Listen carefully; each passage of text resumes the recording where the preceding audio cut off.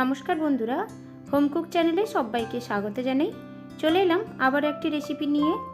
আজকে আমি একদম অন্যরকমভাবে কাবুল ছোলার একটি রেসিপি আপনাদের সাথে শেয়ার করব, যেটাকে অনেকে চানা মশলাও বলে থাকে। এটি রুটি, পরোটা, লুচি, পোলাও সব কিছুর সাথেই কিন্তু দারুণ লাগে খেতে। ছোলার রেসিপি তো আপনারা বিভিন্ন রকমভাবে বানিয়ে খেয়ে থাকেন। আজকে আমার মতো করে একবার বানিয়ে দেখুন, আশা করি খুব ভালো লাগবে। তবে চলুন সঙ্গে থেকে পুরো রেসিপিটা দেখে নিই আমি কিভাবে ছোলার তরকারিটা বানাই। প্রথমে আমি এখানে 250 গ্রামের মতো কাবুল ছোলা পুরো রাত ভিজিয়ে রেখে দিয়েছিলাম। তারপর ভালো করে জল ঝাড়িয়ে একটা প্রেসার কুকার নিয়ে নিয়েছি আর ছোলাগুলো দিয়ে দিলাম। আর দিলাম দুটো মিডিয়াম সাইজের নতুন আলুগুলোকে ছোট ছোট কিউব করে কেটে নিয়েছি ছোলার মতো সাইজে। আর দিয়ে দিলাম কিছুটা পরিমাণ জল আর স্বাদ মতো লবণ। এবার প্রেসার কুকারের মুখটা বন্ধ করে আমি 2 থেকে 3টে সিটি দিয়ে নেব। যতক্ষণ প্রেসার কুকারের সিটিটা দিয়ে নিচ্ছি ততক্ষণে আমি একটা মশলা বানিয়ে নিচ্ছি।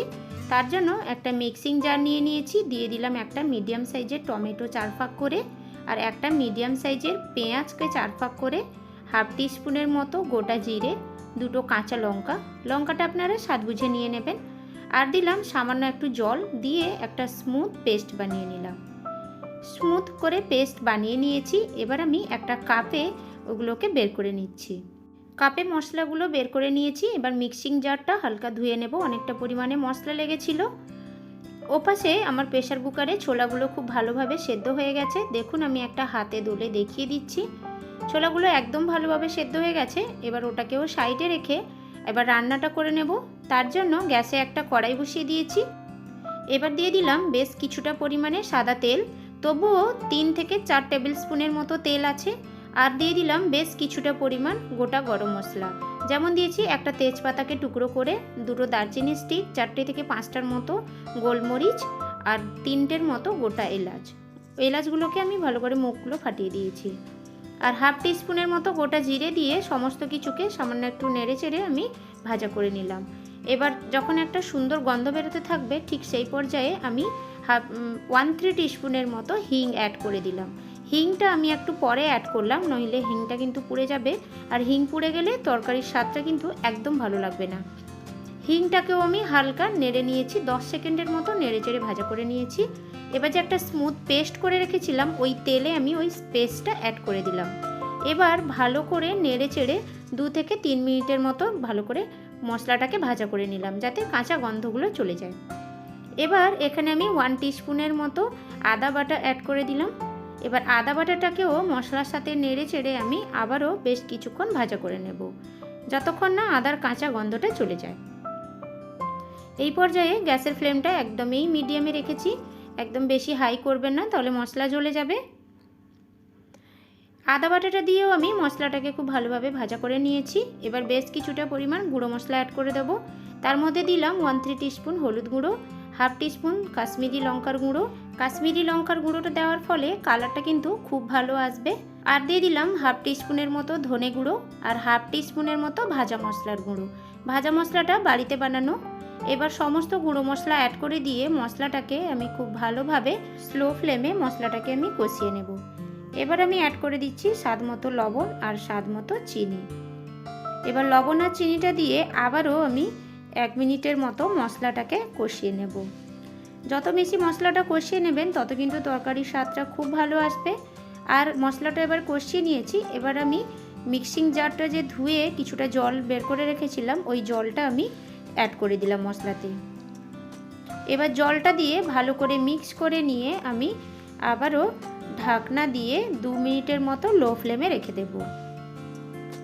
2 মিনিট হয়ে গেছে, ঢাকনাটা খুলে নিচ্ছি। দেখুন বন্ধুরা, মশলাটা একদম ভালোভাবে কষিয়ে গেছে আর তেল ছাড়তে শুরু করেছে, আর কালারটাও খুব সুন্দর এসছে।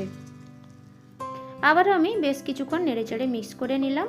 মশলাটা খুব ভালোভাবে কষিয়ে গেছে, তেল ছাড়তে শুরু করেছে চারিদিকে। ঠিক এই পর্যায়ে আমি সেদ্ধ করে রাখা আলু আর ছোলাগুলোকে আমি দিয়ে দেব। আলু আর ছোলাটা দিয়ে মশলার সাথে আমি আবারও 2 মিনিটের মতো মিডিয়াম ফ্লেমে ভালোভাবে কষিয়ে নেব।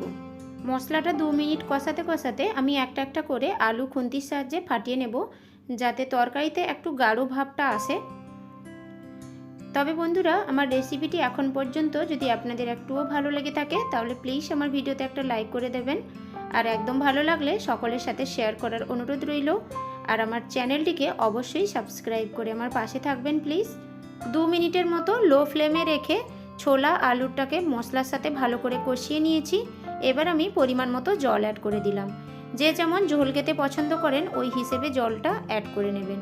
আমি এখানে 1 কাপের মতো জল অ্যাড করলাম, যেহেতু আলু আর ছোলাটা প্রথম থেকেই সেদ্ধ ছিল, তার জন্য বেশি জল অ্যাড করার প্রয়োজন নেই। জলটা দিয়ে ভালো করে মিক্স করে নিলাম। এবার 5 মিনিটের মতো ঢাকনা দিয়ে আমি লো ফ্লেমে রেখে দিলাম। 5 মিনিট হয়ে গেছে, দেখতেই পাচ্ছেন রেসিপিটি সম্পূর্ণভাবে রেডি হয়ে গেছে। আর চারিদিকে কত সুন্দরভাবে তেলগুলো সাইড হয়ে গেছে, আর দেখতেও খুব সুন্দর হয়েছে। আর গাঢ় ভাবটাও খুব ভালোভাবে চলে এসছে। আমি এই পর্যায়ে ধনেপাতা কুচিটা অ্যাড করে ভালোভাবে মিক্স করে নিলাম, আর দেখে নিলাম কতটা পরিমাণ ঝোলটা রাখবো। এই পর্যায়ে আমি বন্ধ করে দেবো গ্যাসটা, কারণ ঠান্ডা হয়ে গেলে ছোলা জল টেনে নিয়ে আরও বেশি গাঢ় ভাব হয়ে যাবে। আর ঠিক এই পর্যায়ে আমি 1 টিস্পুনের মতো গাওয়া ঘি ছড়িয়ে দিলাম। আবারও আমি ভালো করে মিক্স করে নিলাম। এবার গ্যাসের ফ্লেমটা বন্ধ করে আমি ঢাকনা দিয়ে 2 মিনিট স্ট্যান্ডিং টাইমে রেখে দেবো। 2 মিনিট হয়ে গেছে। এবার আমি বন্ধুরা আপনাদের সামনে পরিবেশন করে দেখিয়ে দিচ্ছি। দেখুন বন্ধুরা, দেখতে যতটা সুন্দর হয়েছে খেতেও কিন্তু অসম্ভব স্বাদের হয়েছিল। তবে আজকে আমার এই রেসিপিটি যদি আপনাদের ভালো লেগে থাকে তাহলে প্লিজ আমার চ্যানেলটিকে সাবস্ক্রাইব করে আমার পাশে থাকবেন, আর অবশ্যই আমার ভিডিওতে একটা লাইক করে দেবেন। আর এইভাবে বাড়িতে একবার বানিয়ে দেখুন, আর আমাকে অবশ্যই কমেন্ট করে জানাবেন রেসিপিটি খেতে কেমন লাগলো। তবে আজকের মতো এখানে বিদায় জানাচ্ছি। দেখা হচ্ছে পরের একটি ভিডিওর সাথে। সবাই খুব ভালো থাকবেন।